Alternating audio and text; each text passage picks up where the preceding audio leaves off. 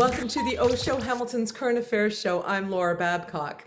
And with less than 100 days to go until what is one of the most consequential elections in Hamilton history, there's a lot that people are talking about. One of the biggest discussion items is whether or not Andrea Horwath is going to leave her job as a recently re-elected MPP at Queen's Park and run for the mayor of Hamilton. Is she going to land that jumbo jet of a campaign? And if so, does Keanin Loomis have enough runway to really take off before she does? And what does that mean for Bob Bratina, who's also in the mayor's race? We know there's going to be a big change on council already from people leaving, but there are still some old guard councillors who don't even have any challengers yet. They might be acclaimed. How is that possible after Sewergate? And why does this all matter so much? Why does it matter who we elect? Well, right now in Hamilton, among many issues, we have carnage on our streets. How is it unsafe for us to even be on our streets with our children? We're going to talk about all of this with a man who you all know, because not only was he a former Citizen of the Year here in Hamilton and an active critic of council, but he's also one of the co-founders of I Elect Hamilton, which is having a big role in this election. Welcome so much to the program, Graham Crawford. Thank you, Laura, for the invitation. It's great to be here. I know how closely you are following this election, and you've been very engaged on social media. In fact, a number of our viewers of the OShow have questions they want me to pose to you. As you know, I put out on Saturday a tweet saying that all of my sources are saying that Andrea is in. Well, certainly the sources that I have, and I would say they're pretty reliable within NDP circles, is Andrea's definitely running. Now, we have to wait until she declares, but it would seem that that is the case. I have been pretty vocal on social media. I don't think this is an appropriate thing for Andrea to do. She's my member of provincial parliament. I just voted for her again, and she just got rehired, reelected. And then 10 minutes later, the word is she's going to step down. She certainly stepped down as leader. But now the question is she going to step down from the job we just rehired her for? And I don't think that is appropriate. I just don't think you should job hop. If she wanted to do this before the election, the provincial election, that's fine. But you don't you don't roll the dice or spin the wheel. And if you don't like the result, you change your mind. Even though we didn't change our mind, we reelected her. She did extremely well. So you don't gamble. You don't gamble with the loyalties, it sounds like, of your base. Well, I mean, I am absolutely hearing a split in her base. I see it on social media, but also the people I talk to. There are those who are Andrea supporters, like me, who don't think this is appropriate. She should not run. There are those who are Andrea supporters who think this would be a great thing. She would be, if she won, if she ran and she won, she'd be our first woman mayor. That's a good thing. But that's not good enough for me. Well, certainly from the conversation that we've been monitoring, and I'm always careful because the Twitterverse or Facebook, social media land, might be its own echo chamber, right? How much does it really impact the people who vote in this town? And so if I look at social media, there's a lot of people saying, no, Andrea, you said you were going to do this MPP thing. We counted on you. We want the NDP provincially to have a good transition of leadership. Please don't do this as a consolation prize. A lot of people are off put by that on social media. Because when I speak to people outside of social media, when they hear the name Andrea getting into the race, they say, oh, good, Andrea, I know her. She's going to help with poverty. She's going to help with affordable housing. Not the prodigal daughter returning so much, but she would be welcome back with a feast of support because of her name recognition, her history in Hamilton, even as a councillor, as that fighter, as that, somebody get in there and clean things up and fight for people in our city who are marginalized. So I get that when I'm off of social media. And it's not necessarily an indictment of the Loomis campaign. They just don't know Loomis yet. I said off the top, does he have enough runway? Do you think that the Loomis campaign has done enough to get that name recognition that's going to be so critical in a big mayor's race? Well, it's pretty clear the Loomis campaign is working very hard. They're certainly knocking on doors, attending events. They're certainly posting a lot of stuff on social media. I think they need to do more, to be honest, in preparation for Andrea putting her name in the hat to run. And in what ways? I don't think it's so much, knock on more doors, but talk more about policies. I will say this, Keanin has recently said some things that are very concrete, specific, direct. And I like that style. I like that Keanin Loomis style. I mean, I also like the fact that he's a good guy. He's a friendly person. He's genuinely concerned about issues in Hamilton. But I like many others I've talked to, we want to see more concrete action ideas, i.e., what are you going to do if when you become mayor? On the Andrea front, though, I mean, you do really need to take a look at, well, what did she do at Queen's Park? She gets 100 out of 100 for being a scrappy Hamiltonian. But I don't know if that's what we're looking for right now. I'd like something a little more sophisticated, a little more well-read, and not just shouting. I like her politics. I voted for her. I've had her lawn signs on my lawn. I've given her money. So I'm not an anti-Andrea person, but I don't like the context here. One question I would ask, though, if she's going to run for mayor, I'm assuming she's quitting as MPP. She's not just taking a leave of absence. I mean, no one seems to have talked about that yet.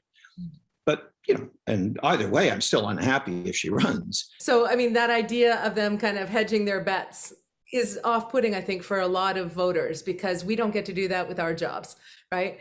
And this is such an important job. It's such an important time in our city. I take your point, Graham. It's not enough that she's a scrappy Hamiltonian, just like it's not enough that Keanin distinguished himself on the LRT route, or that, he ran the Chamber of Commerce well. What are they going to do for the city going forward? Now, in the case of Andrea's campaign, hasn't launched yet. And when she does, I know myself and many others are going to wait to see what her vision for Hamilton looks like. Is it going to be just a retread of what she was into, like she tweeted the other day, 20 years ago or whatever, she was for two-way street conversion? I mean, that past isn't going to carry enough water for me. Are you going to make our city progress? There's so many challenges and opportunities for these mayoral candidates, and I'd better see a vision from her. But to your point about Keanin's campaign, where I think he has been strongest is when he came out with a video this week about the carnage on our streets and spoke to parents and talked about the plan that he would have to make our streets safer. I thought that was very powerful. But it is important, especially for somebody like me. Keanin did speak out about what he would have done differently about the violence at Pride in 2019. That's certainly more than our current mayor has, and it's absolutely more than Andrea has, to my knowledge. By the way, just to put some metrics on this, when Andrea tweeted 4 times in the last, I'd say 4 days, about Hamilton, I went back because I thought, okay, I don't remember seeing, because I follow Andrea on social media. And I know she is, leader of the opposition, leader of the NDP party. 727 tweets since January 1st. 5 of them were about Hamilton, and they were all tweeted in the last 4 days. So as one of her constituents, I say, where have you been? You've been all over the provinces where you've been, which is, I understand that, but you need to know how to strike a balance. And there's no evidence that she struck the right balance. Serve the needs of her constituents and serve the needs of the party. Well, in the mayor's job, you're going to be pulled in a ton of different directions, at least 15, in terms of words. So I worry a little bit. I'm not anti-Andrea. People know that about me. My voting record proves that. But I've got to look at the facts too. And by the way, one last point that I want to make, which I have reminded people of, which really sent me over the edge back in the provincial election of 2018. LRT, big discussions, been going on for years. We were right down to the wire. The province has said we'll put up $1.4 billion. This is before this new deal was struck. And Andrew came out publicly during that election saying if she became premier, she would let Hamilton Council use that $1.4 billion for any infrastructure project they wished. In other words, trashing years of work by residents and experts on LRT to try to win some votes. She got so much pushback, she flipped the next day and retweeted that, oh, no, that's not what I meant. And it's like, well, wait a minute.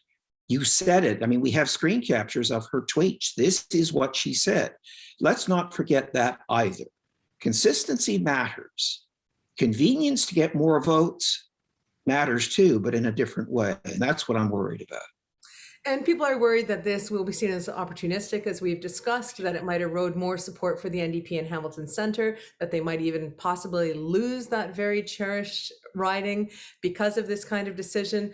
And also, and we haven't mentioned this, but we should, that it might, if she gets in, that it might actually split the vote so Bob Bratina comes up the middle. So Bob has done very little in a campaign other than some free publicity he got from some Hamilton Spectator articles early on. He hasn't done a lot. Even articles that weren't about him. They put his picture in one that was about Loomis. Yeah, they should have put, exactly. And I tweeted about that. It's ridiculous, right?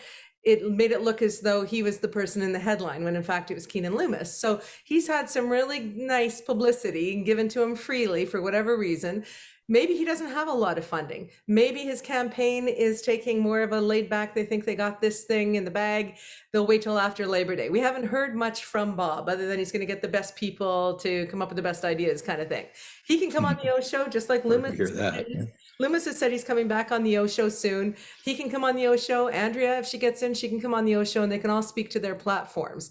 And I'll leave it open to hear from that. But are you concerned that if Andrea jumps in, sort of the center left of this city that's, all fired up right now, might actually split between those two candidates, and then we're going to end up with Bob Bratina? Yeah, it's a huge concern of mine and other people that there will be a splitting of the, let's say, progressive vote, because it's not just left. It's there are plenty of people who are in the middle who are progressive, and yeah, I am concerned. I think that, that those will will choose Loomis or Horwath, and yes, Uncle Bob runs up the middle. Radio Bob runs up the middle with no platform. Last time he ran for mayor, he was proud to say he didn't have a platform. And I don't know, but we elected him. So anything can happen for sure. I don't know that there's going to be another candidate to enter. It's not impossible, but there's only 30 days left. August 19th is the cutoff date, and I'm not hearing any rumors about another mayoral candidate. But yeah, it worries me a lot. I think Bob's had his time in the sun. I mean, as you know, this is one of my themes as a near 70-year-old retired person. I think he just needs to sometimes say, okay, I've had my turn. I've done enough. I'm happy with what I've done. I'm going to step down from the paid gig. What I would say to people like Bob Bratina and Andrea Horwath, volunteer. You've been paid for all your, quote, public service. Why don't you try doing it like the rest of us have for nothing? Try that and see what that feels like. Because for me, it feels great. I don't get paid for anything I've done for 20 years. Right. And if they're chasing power and relevancy, you're an example that you can keep all of that and volunteer. So I have to make this segue, because something that's been rankling me, and I said this off the top of the show, is that some of these old guard councillors don't even have challengers yet. I realize there's still time, and I'm hearing things that there may be challengers stepping up. But let's take Tom Jackson as an example. 33 years on council, like 33 years. I can't think of a board of directors of an organization. I can't think of many scenarios where somebody stays in that job that long that has that kind of authority. How does he bring new ideas to the table? How does he innovate? How does he not make way for somebody else to bring some ideas? And to your point, go volunteer. So what is your thought on the fact that someone like Tom doesn't even have a challenger yet, even after Sewergate and Red Hill and everything else? Yeah, I mean, as everybody will acknowledge, Tom's a nice guy. Sure. But so what? The world's full of nice guys. I mean, nice people. That's not the criteria, surely, for a leader, a civic leader at that. But in Tom's case, yeah, he's likely to be acclaimed. which I think is a terrible thing. One of the things that I floated on social media was, do you think it would be a good idea or a bad idea to have a police chief who's in the job for 33 years, same jobs in Hamilton? And of course, most people, even if they say, oh, I'm not into ageism, they would say, no, I don't think it's a good idea. And if you ask the question, well, why isn't it a good idea? Because fresh ideas, stale thinking, too comfortable in the job. Somehow it would apply to the chief of police, but it wouldn't apply to a counselor. And my question there is, why not? Why wouldn't it apply to a counselor? And all you have to do is look at Tom's voting record and look at his statements at council. And trust me, I've looked at both. He is a stale thinker. Nice guy, very polite, would never shout at you. But honest to God, I asked Tom over dinner, I've told this story many times, and it's some years ago now. Tom, could you name 3 things motions you put forward that had a lasting impact on the city of Hamilton as a whole, not just your ward? And he thought, and he looked at me and he said, Graham, I can't think of any. So even he can't think of anything that he did that was city building.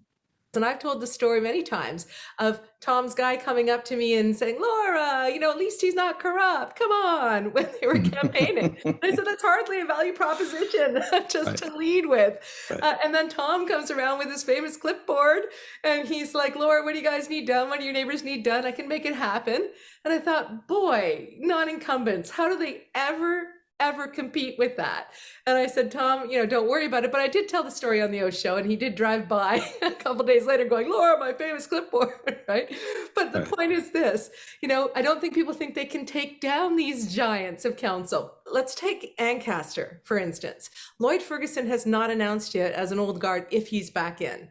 Craig Cassar, I thought, was a very interesting new candidate. So we did a little profile on the OShow with Craig Cassar. He distinguished himself. I watched it. Yeah, he distinguished. What did you think of him when you saw that? I was very impressed. He seems like a very solid person with kind of a mixed background. From environmentalism, I shouldn't say on one side, but environmentalism, but he's also business experience. I know for a fact he's worked on major projects. I mean, it's no secret he works for Maple Leaf Foods in a management position and works across the country on major projects. So he understands big projects, big numbers, big teams. And he also cares about the environment. And he also has children. And. So, yeah, I was impressed with him, to be perfectly honest. I don't know him. I just met him through the OShow, actually. Mm-hmm. And there's another candidate that's in the race who has declared. And what's his name again? I always forget. Bob Mayton. Bob Mayton. Go ahead. Well, Bob Mayton, I've never met Bob Mayton, but I certainly know who he is. Bob Mayton is known mostly by people who know him as a heritage proponent. Which is good. But he focuses on the village of Ancaster. What has also emerged on social media since he announced is that he ran for the Family Coalition Party. So he is anti-abortion. He is anti-gay marriage. He is an anti-vaxxer based on his posts, and he is an anti-climate change, or he's a climate change denier. I mean, these are posts. These aren't rumors. So, yeah, he loves to save old buildings. It's just that the human rights side of things that are, things that matter to many people, women, and, I'm part of the queer community, and, we have lots of, friends who aren't part of the queer community, but are allies.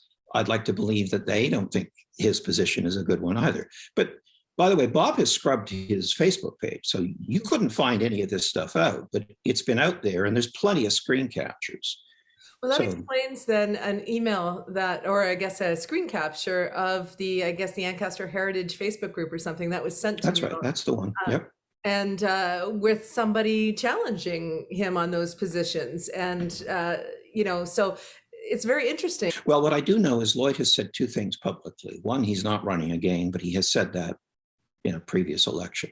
Number 2, he has said he will run again if Bob Mayton runs, because he doesn't want Bob Mayton to be the councillor at Ancaster. And I'm not sure what Lloyd's motivation there is. It could be just heritage related. I'm not sure.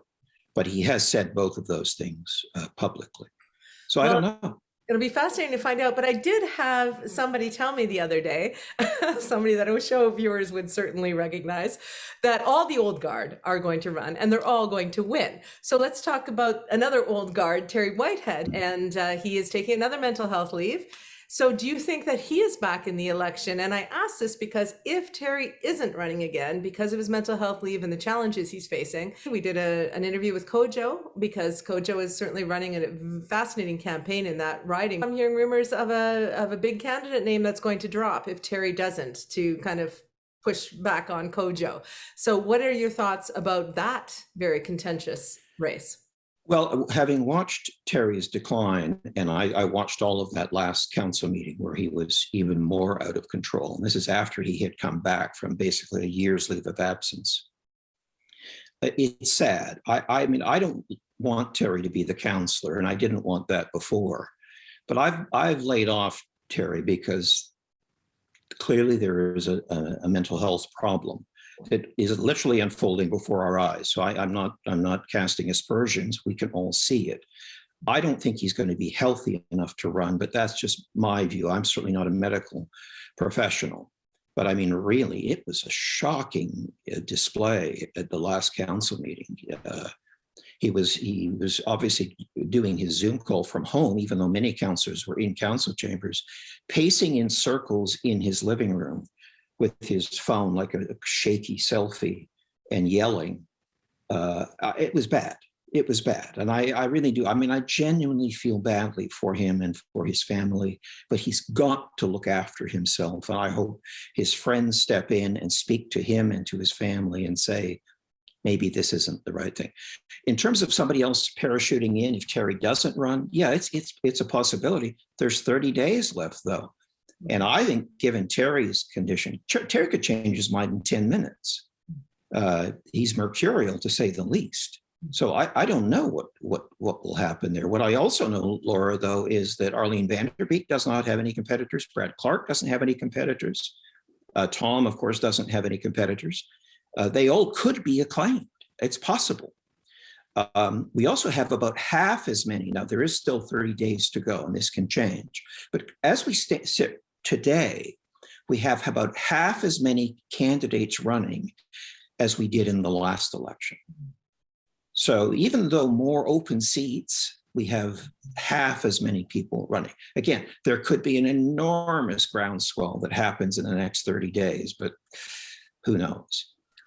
People are certainly telling me that there are lots coming, and which is why we're going to have the OShow election panel, all four of you, on right after Labor Day to go around the horn. And once all the speculation is over, we can really hit the analysis at that point. We don't even know if Jason Farr is back in.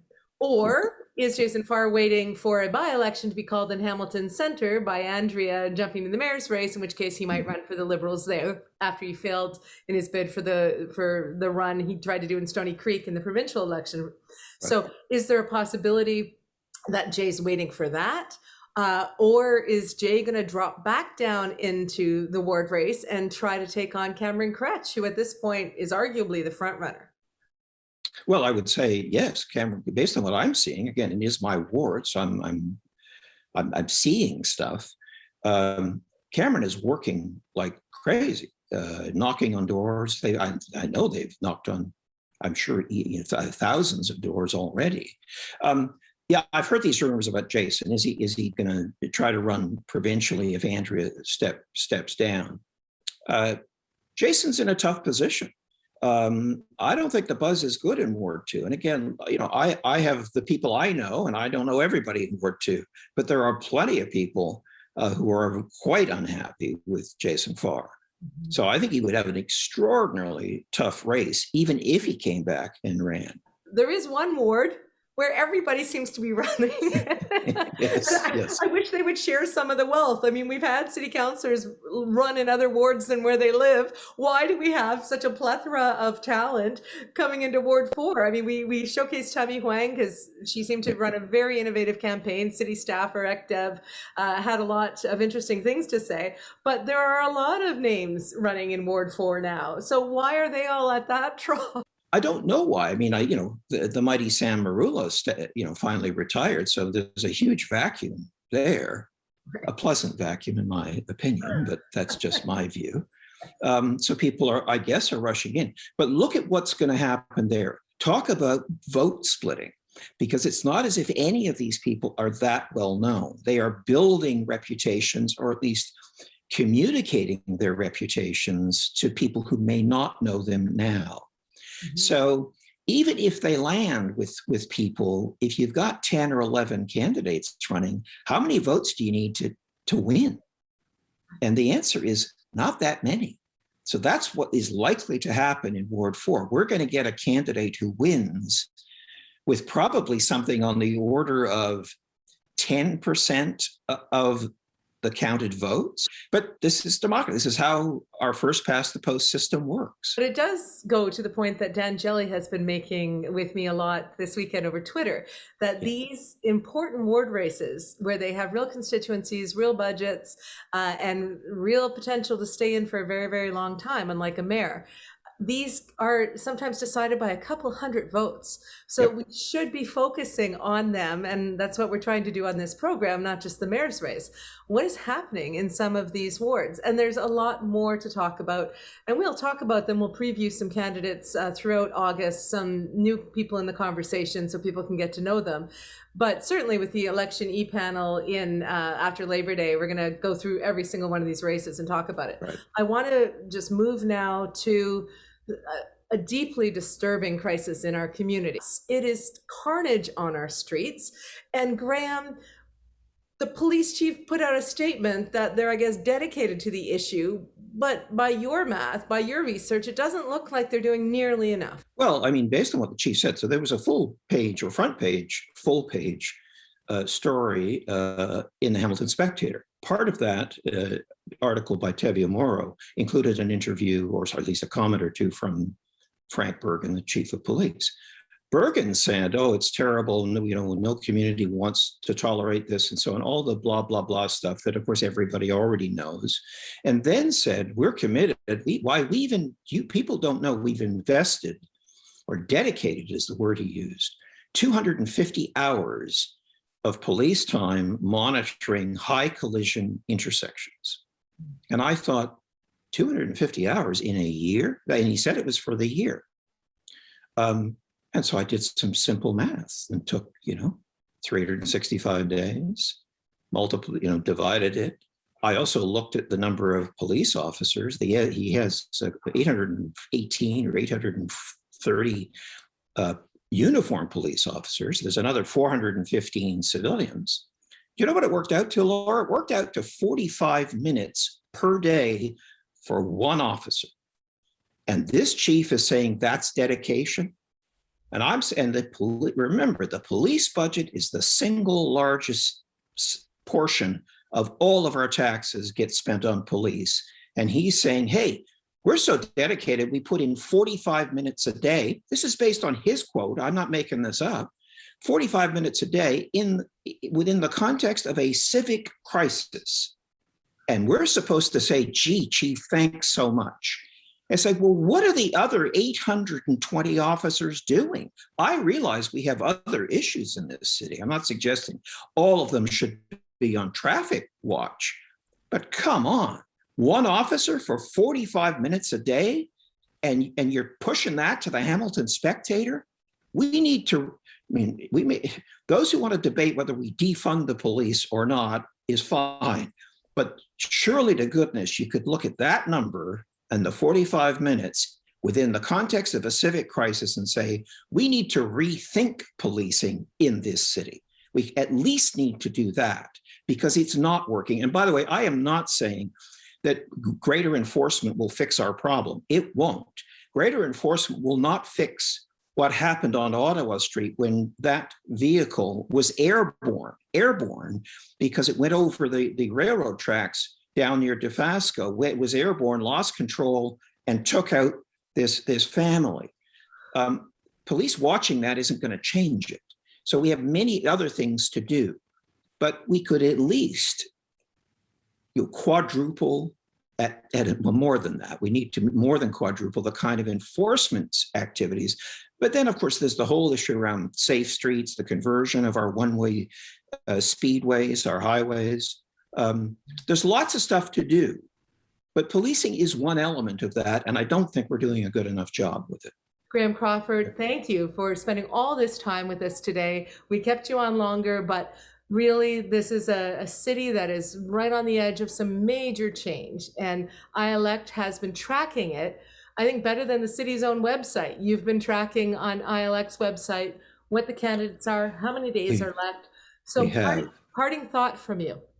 Yeah, thanks, Laura. I mean, if I could put my iElect hat on and just encourage people to go to ielecthamilton.ca. We are posting our iElect Hamilton candidate questionnaire, the responses from candidates. They are coming in, every few days, and we just posted a new one today, for example.